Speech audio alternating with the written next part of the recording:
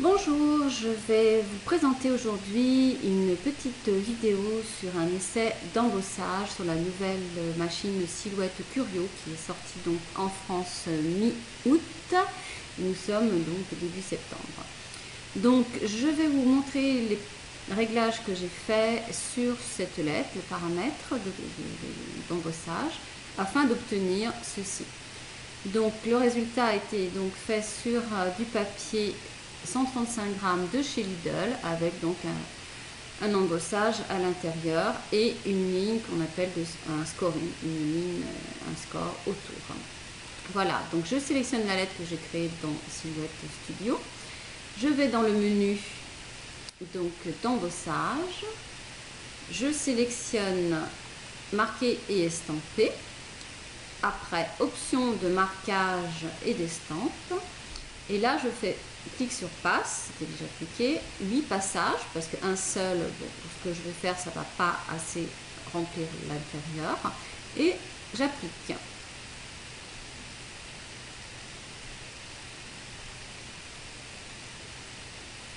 Voilà.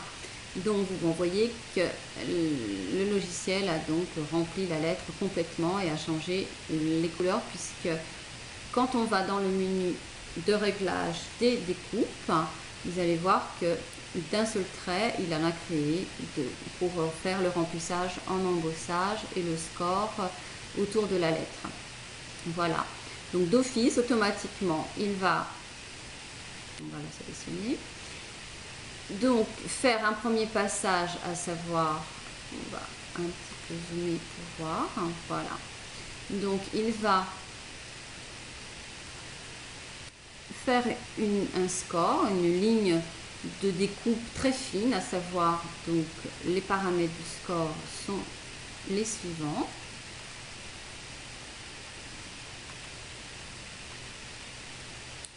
Vitesse 5, épaisseur, donc c'est-à-dire la profondeur de coupe 4, mais par contre bien sortir la lame à 1, donc la lame doit être sortie très peu. Donc l'outil est à mettre dans le côté gauche de la lame rouge et après donc de lui-même il ira faire, donc vous mettez l'outil d'embossage fin et les paramètres bien sûr sont d'office à 33 en simple couple, sachant que à mon avis un seul passage ne suffit pas, souvent d'office je mets carrément une double découpe, donc ça passera 2 fois. Donc je peux lancer envoyer vers Silhouette, donc pour que la Curio puisse procéder à l'embossage. Et pour donc ce résultat, j'ai quand même fait un seul passage de scoring et plusieurs passages à l'intérieur, puisque pour que ce soit vraiment marqué, un seul passage voire deux, c'est pas toujours évident pour que ce soit vraiment probant. Voilà, donc ce que je fais, c'est quand j'ai fait ce premier passage avec les deux outils, je reviens dessus, je désélecte le score, je m'assure que l'embossage soit bien resélectionné et je fais plusieurs passages jusqu'à attendre d'obtenir le résultat escompté.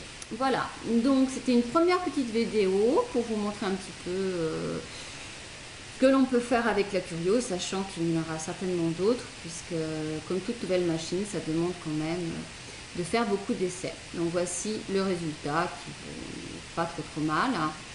Voilà, donc à la prochaine vidéo, à bientôt.